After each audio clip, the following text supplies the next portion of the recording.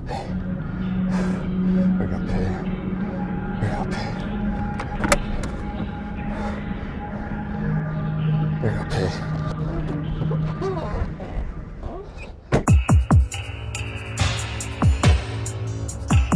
Code Silver is the Health East emergency code for an active shooter or active violence. This would be a situation where a person or group of individuals have a gun or other weapon on one of our campuses or other buildings. Hello? Anybody here? This way to the exit. Anybody here?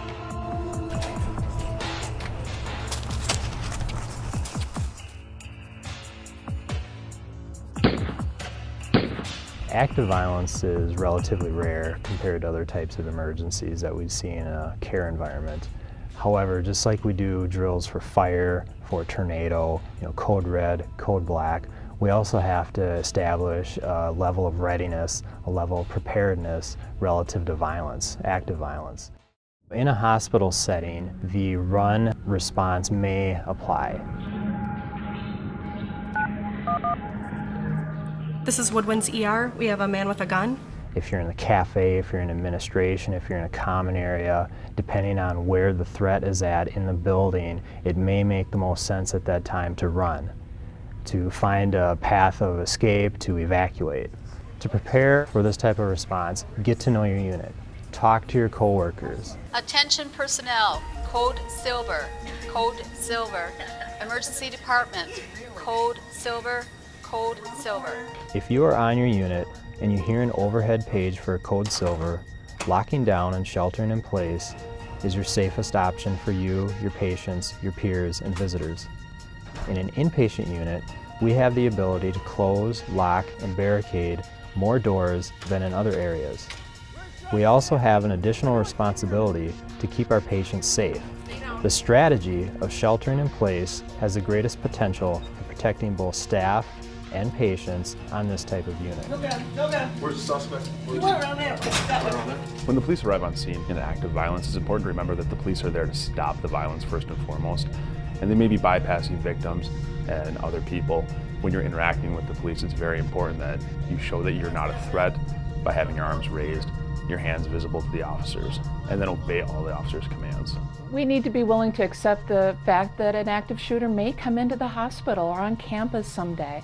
And to be prepared for that, we need to ask ourselves some questions and to assess our environment.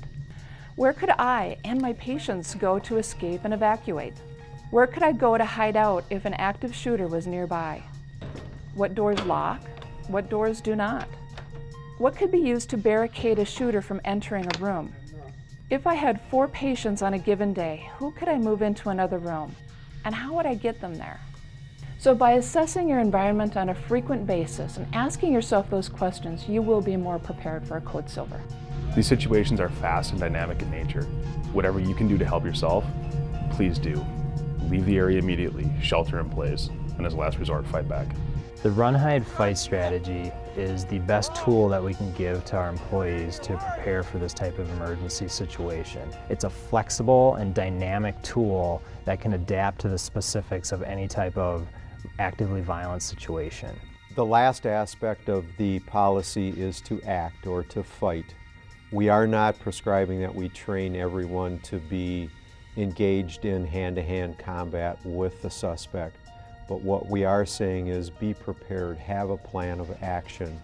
Look around your surroundings. Is there something that you can improvise as a weapon? And just remember that if you're left in this scenario, you may be in the fight for your life, literally. So together, we can attain a very high level of preparedness for our patients, for the visitors, other community members that we serve, and for our team.